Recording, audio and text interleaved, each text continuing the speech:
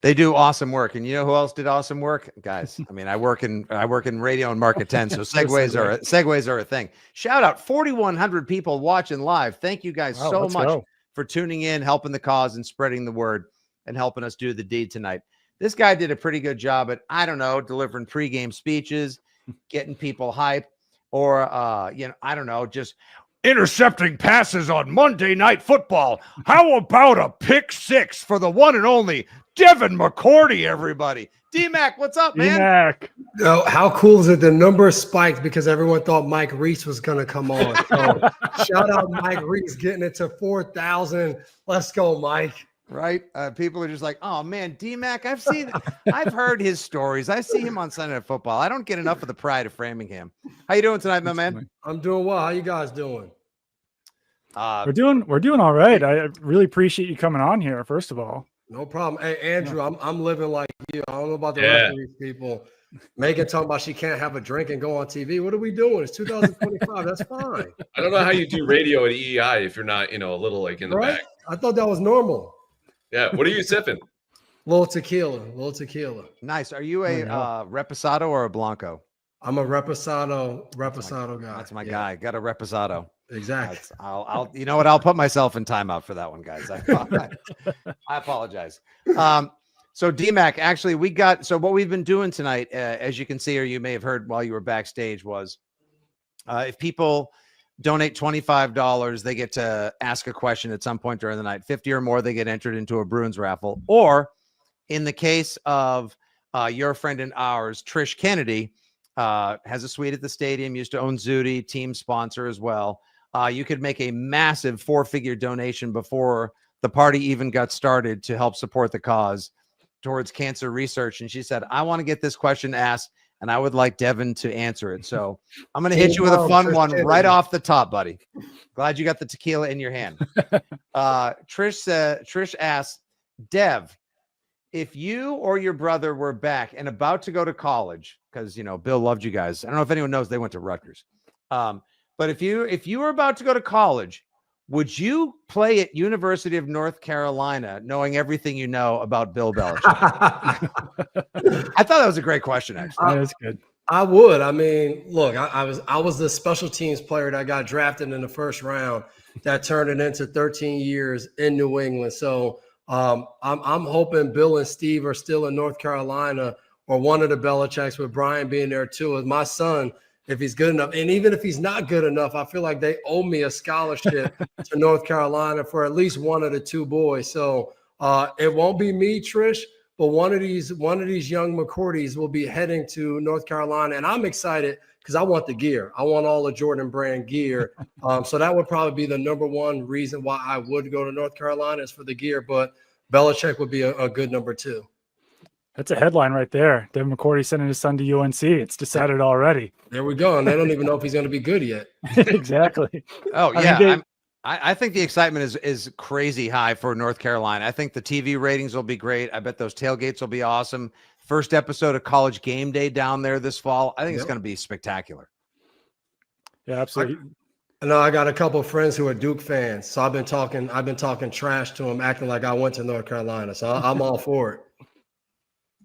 Fitzy, we had a super chat a while back that kind of dovetails with the same question we're asking everyone. If I can pop it up here. A Sherrod wants to know, what are the Patriots' biggest areas of need? I'll give you 3. Dev, if you can weave that, now that you're a professional broadcaster, media on this end, with an answer to what's your ideal offseason look like? How would you answer both of those questions in one answer? Get better up front on the offensive line. I mean, I think that's number one. I hate saying get a number one receiver, but get a reliable receiver that's also a veteran presence. I heard you guys talking about Chris Godwin. I'm not saying – I don't think you should overspend crazy for a guy. And then I think they need depth.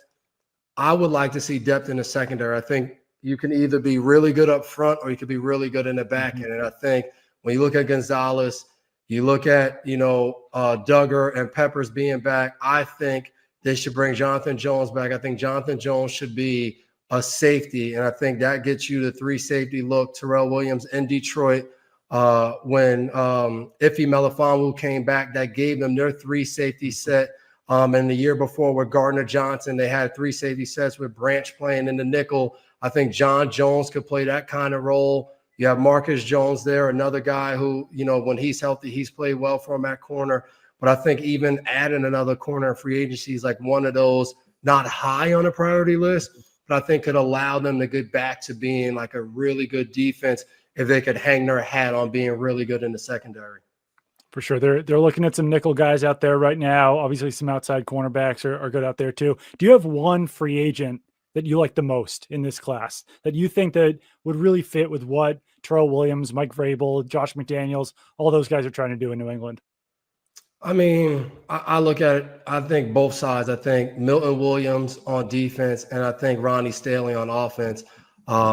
And it's not sexy, but I think when you want to start to build a team and you want to start to say, hey, this is what we want to hang our hats on, I think of Vrabel as like this tough guy. You want to play a certain style.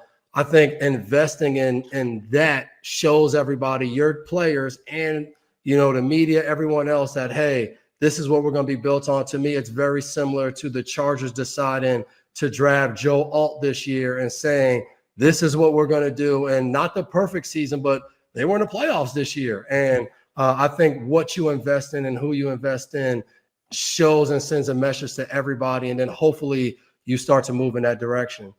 Yeah, Dev, I think the Patriots are in a position right now where, let's say there's rumored interest in Javon Holland for $15 million a year, or they like this D lineman, this guard. Oh, wait a second. They have like 9 guards on the team already.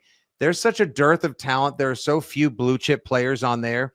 Just bring in good football players and let the rest of it like sift through, sort out, and the best players will win. Like I don't see having 3 good safeties as a problem. I don't see having 4 good guards as a problem on a team where last year you were last in pass rush, last in pass protection, and last in run blocking. But otherwise, 2024 was lit.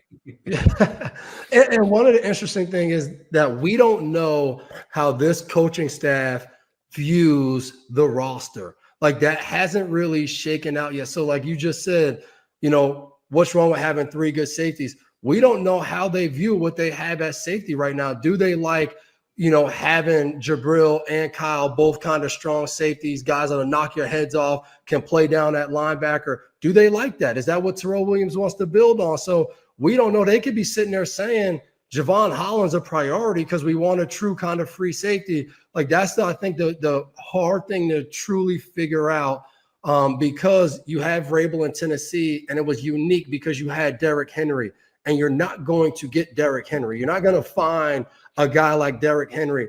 You're not going to find a guy like A.J. Brown. Like those 2 guys are so different. So we can't just automatically think they're going to build the team that way, because I would also say I think the ceiling is higher for Drake May at the time when they had Ryan Tannehill. So it's hard to predict that, as we sit here and say like this player is good, they got to find a way. Like they might be like, hey, he was great. I mean, good job for what you did for the Patriots, but this isn't what we see going forward. And they might want to replace certain guys that we think are shoo-ins.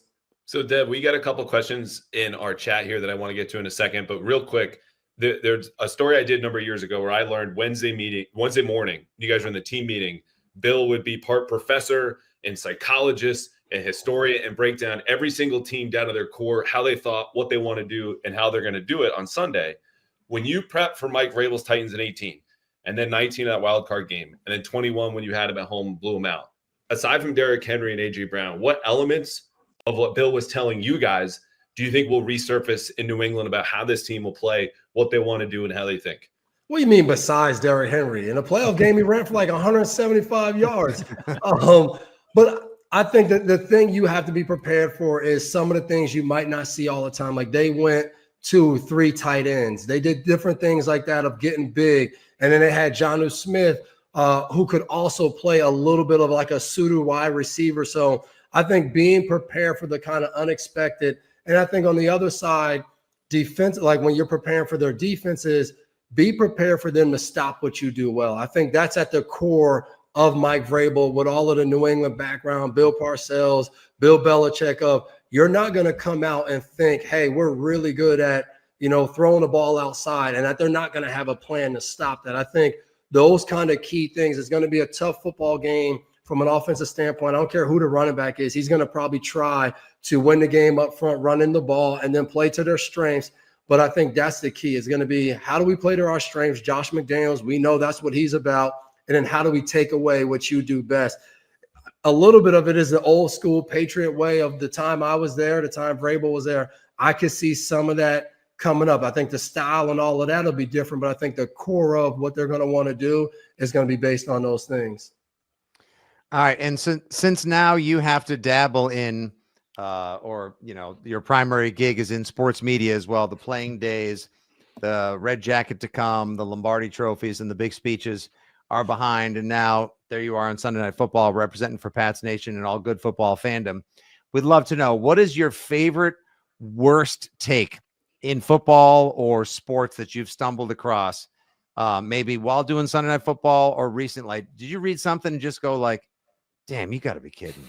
What I always hate this time of year is how the draft, like, projections change. Like, this guy, clear cut, like he's going to, and then nothing else happens, right? Combine, like even once the pro days are over, all ought to be over. And then you will start seeing all these reports. I'm hearing, you know, maybe Shador, maybe he is just a second round draft pick. Maybe he's not. And it's like, well, like where, how, who? Like, tell us how all of these things just continue to move in the draft, where a guy goes from being a no-name guy and then all of a sudden it's like, wow, he's really good. It's like, well, was he not good when you watched him at the Senior Bowl or when you watched his tape? Like that, I hate that the most. And then we're going to see somebody fall in the draft and they're going to be a stud and we're going to be sitting there, and then they're going to be like 25 media people who are going to be like retweeting their tweets from back then of, I said, I told you guys, and I studied the film, and then all the other bad draft takes we're never going to hear from ever again. So I hate this time with the draft of guys sliding and moving up purely off of nothing other than just time. Spoken as a guy who slid in the draft. Obviously, Devin's upset about being projected top 15, and you. No, they said I was going to be a third rounder. True. No way. I was sitting there watching the draft and like, I hope they take Kyle Wilson. Devin McCourty comes off the board. It's like, who's this guy? I got drafted instead of Des Bryant.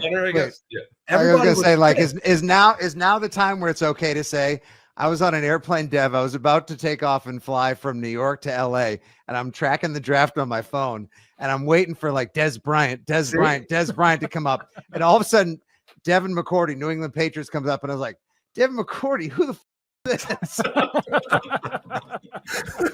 And then we took off, and they made me shut my phone off. So I had to sit on your name for 6 hours. I was like, who's this guy from Rutgers, and why couldn't I get Des Bryant? Imagine what he would have been tweeting if he had Wi-Fi, of how pissed he was in the air, seeing that there's like, and then they were showing gunner clips and talking about how good I was on special teams. He'd have been going nuts. Those would be deleted by now. Wi-Fi's like on a plane. Doug, you're right. It'd be long gone. Bill was right. Yep. In the end, Bill was right. Dev, it's always great chatting with you, man. Everything you do is great. You're kicking ass on Sunday Night Football. Obviously, everyone in the chat appreciates you. And by the way, the viewership only went up by 30% during your time here. So it only matters if everybody else's goes up higher. As long as Tom Curran's doesn't go up higher than mine, I'll feel like shit if Curran gets more viewership than I. That'll piss me off more than anything.